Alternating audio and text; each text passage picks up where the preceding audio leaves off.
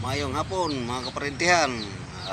Kung halimbawa o tanaw mo sa YouTube kung makalitan siguro mo nga na akong naw sa YouTube, ayaw mo katingala.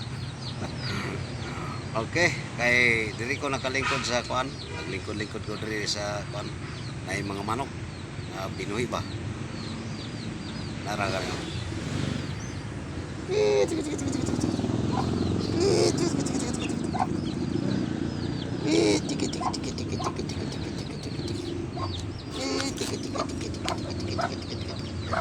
Pagyapon o piso na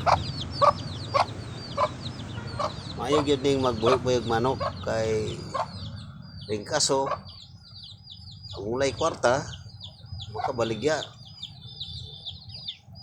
libre na ang pangkape o pangsapon o pangpitsin mayog yun. Okay, mura guys, bye bye, God bless.